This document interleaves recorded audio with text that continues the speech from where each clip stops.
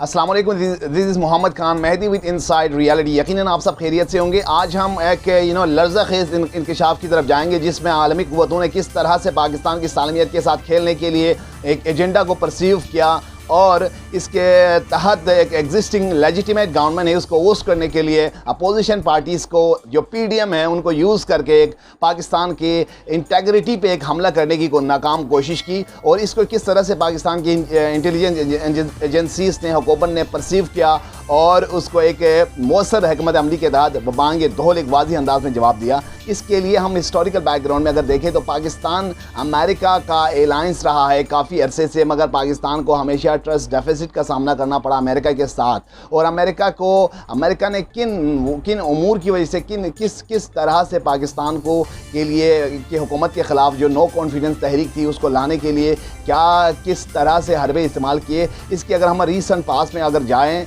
उससे पहले की हिस्ट्री तो काफ़ी पाकिस्तान और अमेरिका की बम्पी है। अगर रीसेंट पास में जाए तो अमेरिका ये चाहते थे कि ख़ित्ते में अमेरिका के लिए बहुत से चैलेंजेस का सामना है जिसमें वो अपना जो गोल स्ट्रेटेजिक इम्परेटिव्स हासिल करना चाहते थे उसमें अमेरिका बुरी तरह नाकाम हो गए।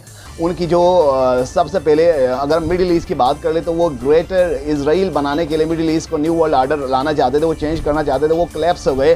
तो उनके थिंक टैंक्स ने एक और हरबा अपनाया कि साउथ एशियन कंट्रीज़ है इसमें पेक्यूलियरली पाकिस्तान है उसको वो सब्जुगेट करना चाहते थे क्योंकि स्ट्रेटेजिक लोकेशन के हवाले से पाकिस्तान अमेरिका के लिए काफ़ी इंपॉर्टेंट की अहमियत के हामिल है। अगर सोवियत यूनियन का डाउनफॉल का सामना करना पड़ा है तो वो अमेरिका नहीं कर सकते थे जब तक पाकिस्तान की सपोर्ट हासिल ना हो। अब इसी सूरत हाल को अमेरिका दोबारा रिवाइव करना चाहते थे, दोहराना चाहते थे पाकिस्तान की सरजमीन को यूज़ करके। दो उमूर पर अमेरिका को पाकिस्तान की सपोर्ट इंतहाई क्रूशियल थी। इसमें से फर्स्ट ऑफ ऑल अमेरिका जाते जाते 2 decades, despite spending 2 decades in Afghanistan, American strategies proved to be futile. They are now wandering for no seek.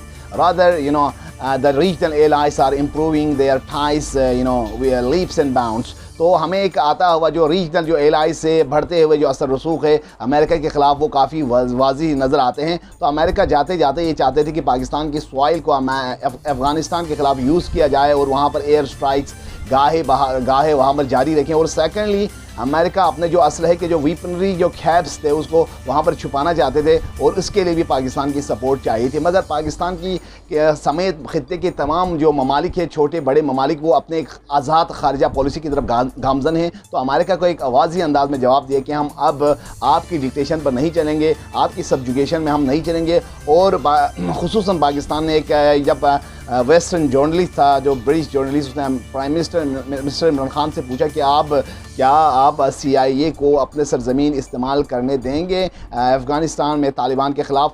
तो हमारे पाकिस्तान के जो प्राइम मिनिस्टर था उन्होंने खुददारी का मुजाहिरा करते हुए कहा कि एब्सोल्युटली नॉट, यकीनन हम पाकिस्तान किसी के सब्जुगेट किसी के ग़ुलाम नहीं है कि हम आपके एक फ़ोन कॉल पे हम किसी को अपने मुल्क की सालमियत और इंटेग्रिटी पर सौदा कर लें। ये चीज़ अमेरिका को काफ़ी भारी गुजरी और अमेरिका के ऐवानों में एक खलबली सी मच गई और उन्होंने अपनी नेशनल सिक्योरिटी कौंसिल का एक मीटिंग बुलाते हैं। अगर मैं आपको नेशनल सिक्योरिटी कौंसिल के बारे में बताऊँ अमेरिका की, तो उनकी सबसे national United States security council meeting America की सबसे अहम मीटिंग होती है। इसमें अमेरिका के president, secretary of state, secretary defence, secretary energy, national security adviser और आर्म एंड इंटेलिजेंस एजेंसीज़ के तमाम सरबराहान वहाँ शामिल होते हैं। उन्होंने क्या मीटिंग किया और पाकिस्तान के ख़िलाफ़ क्या फ़ैसला किया और ख़ित्ते के हवाले से उन्होंने क्या परसीव करने की कोशिश की, इस हवाले से हम बात करेंगे। उससे पहले हमारे न्यूली ऑडियंस से गुजारिश है कि आप हमारे चैनल को सब्सक्राइब कर लें, बेल आइकन पर क्लिक कर लें ताकि आप मस्तनद खबरों के लिए हमसे जुड़े रहें। So let's move towards the story again. America, after successive failures on the ground battle, either in Yemen or in Middle East, then she moved towards the policy of regime change. America के लिए एक छोटी सी बात रही कि जिस country से भी वो ना हो, जिस कंट्री को वो सब्जुगेट करना चाहता हो, वो अपने एक फ़ोन कॉल के ज़रिए वाशिंगटन से मुख्तलिफ हरबे इस्तेमाल करके वो रिजीम चेंज करते थे। वो डिवाइड एंड रूल की पॉलिसी पर अमल पैरा होकर सो काल वो डेमोक्रेटिक नॉर्म्स की बात करते थे, मगर अंदर से वो डेमोक्रेटिक रिजीम्स को चेंज करने वाला, उसकी फ्यूचर को तबाह करने वाला खुद अमेरिका है। अब ये चीज़ें अब वाज़ी होता हुआ नज़र आता है। अब पाकिस्तान का जो स्टांस है, पाकिस्तान की जो सालमियत पे हमला हुआ है और इंटेग्रिटी पे हमला हुआ है, जो इस हवाले से तमाम आलम इस्लाम की तरफ से अमेरिका के लिए रिजेक्शन का सामना है। तुर्की हो, ईरान हो, अरब कंट्रीज हो, इसके साथ रीजनल एलाइज है, उसमें रशिया है, चाइना है, इन्होंने बपांगे दौर वाज़ी अंदाज में अमेरिकन पॉलिसी को एक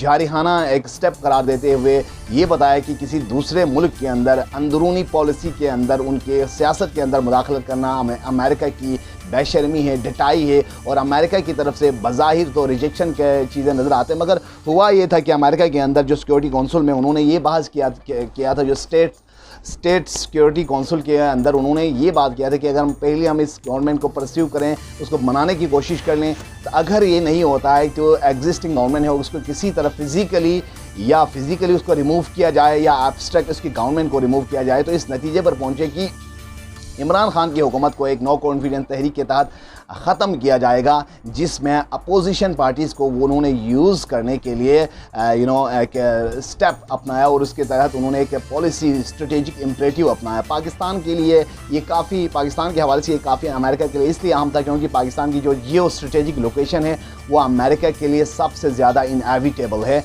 और वो इस चीज़ को अपनाकर बाकी दूसरे रीजनल जो उनकी पॉलिसीज़ है उसको वो आराम से परस्यू कर सकते थे। मगर पाकिस्तान की एक खुददार पॉलिसी, हमें यकीनन यहाँ पर प्राइम मिनिस्टर इमरान खान को सैल्यूट करना चाहिए उसकी खुददार पॉलिसी को, कि उन्होंने नॉट, एब्सोल्युटली नॉट का जो नारा लगाया तो वो ज़ाहिर हमें आसान नज़र आते हैं, मगर जब उस सीट पे बैठे हुए बंदा जो कि बैरूनी कर्ज़ों में उसके दलदल में फंसे हो, उस वक्त ये नारा लगाना ऑब्वियसली एक जुर्मंदाना स्टेप थी, जिसके तहत अब उन्होंने जब ये चीज़ कही तो अमेरिका को बहुत भारी गुजरे। उन्होंने अपने सिक्योरिटी काउंसिल के इजलास में बुलाया, इसके बाद उन्होंने उसके जो सफारतकार थे, डिप्लोमेट थे, वो पाकिस्तान में इंडिविजुअली अपोजिशन और हमारे MPS और MNS तक मिलने लगे फर्दन इंडोर। उनकी मीटिंग शुरू हो गई सितंबर अक्टूबर से, और जब हिस्ट्री में देखा जाए तो भुट्टो, जुल्फ़िकार अली भुट्टो ने जब उम्मत मुस्लिमा को एक किया था, एक प्लेटफॉर्म पर लाए थे, OIC का कॉन्फ्रेंस पाकिस्तान में मुनक़िद करवाया था, तभी भी अमेरिका को यही बेचैनी थी, और पाकिस्तान के अंदर से उन्होंने मिलिट्री का जो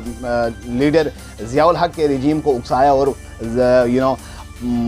भुट्टो की रिजीम को उन्होंने भुट्टो को तख्ते-ए-दार पर लटकाया। इस तरह वो अब रिपीट करना चाहते थे, मगर सूरत हाल फ़ज़ा बिल्कुल यकसर तब्दील हो चुका है। अमेरिका के लिए जो एलाइज थे अब उनकी हरीफ बन चुकी है और एक तवाना आवाज़ बनकर उभर रही है, क्योंकि वो उनकी वॉर, सब्जुगेशन, डिक्टेशन, डायरेक्शन से तंग आ चुके हैं।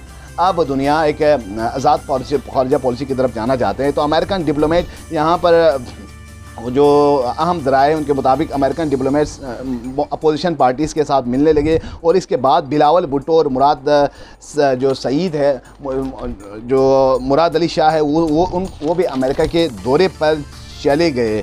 तो इस तरह से अमेरिकन सिक्योरिटी ऑफ स्टेट जो था, secretary of state to Asia David Lu Pakistani embassy में जाते हैं अपने सफारतकारों के हमरा, और पाकिस्तान का जो वहाँ पर एम्बेसडर होते हैं असद मोहम्मद खान, उन्होंने सबसे पहले उनसे बात की और इसके बाद धमकी आमेज़ लहजा मनाते हुए अमेरिका में पाकिस्तानी एम्बेसडर को धमकाते, अगर आप पाकिस्तान हमारी बात नहीं मानोगे तो पाकिस्तान को बहुत खमियाजा भुगतना पड़ेगा, क्योंकि पाकिस्तान और अमेरिका की पहले वाली सिचुएशन नहीं, रिलेशनशिप बिटरनेस की तरफ जा रहे हैं।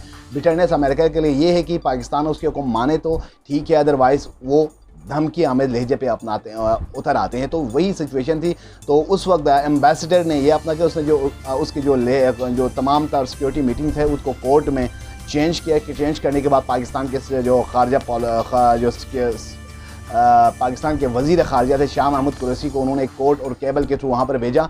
तो उन्होंने प्राइम मिनिस्टर इमरान खान तक ये तमाम तर जो उमूर थे, अमेरिका की जो डिक्टेशन थी, शराइ थी, वो लेटर थे, मरासिला थे, वो वहाँ पर पहुँचाया और बताया कि अमेरिका चाहते कि पाकिस्तान में रिजीम चेंज हो, प्राइम मिनिस्टर इमरान खान ओस्ट हो, इसके बाद एक ऐसे हुक्मरान आए जो अमेरिका की बात सुने और अमेरिका के साथ पॉलिसी फर्दर स्ट्रेंथन करो। अमेरिका जो स्ट्रेटेजिक इम्परेटिव से उस पर कोई आँच ना आए, ये चीज़ प्राइम मिनिस्टर इमरान खान अवाम में लाते हैं। और हमारी जो सिक्योरिटी काउंसिल है स्टेट पाकिस्तान की जो सिक्योरिटी इदारे हैं वो उनको दिखाए जाते हैं और वो इस पर अपना स्टैम्प लगाते हैं, साबित करते हैं, देखने, परखने, कंगालने के बाद कि ये एक डेलिबरेट पाकिस्तान की इमेज के ख़िलाफ़ साजिश थी।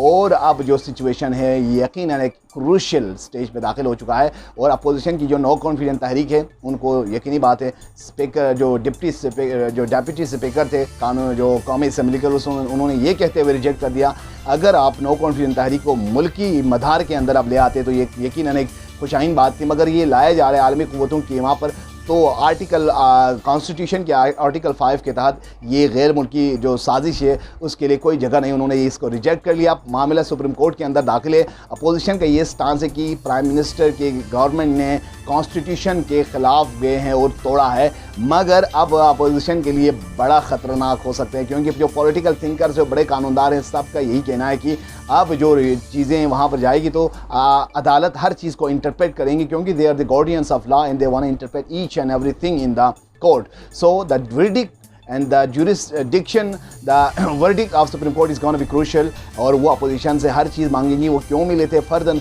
MPS से मिले, MNS से मिले और बैकडोर चैनल इतनी एक्सपेंड कर गए और कि उन्होंने पूरे PDM तहरीक को एक टूल के तौर पर यूज़ किया पाकिस्तान की सालमियत, इंटेग्रिटी और पाकिस्तान की सॉवरेंटी के ख़िलाफ़।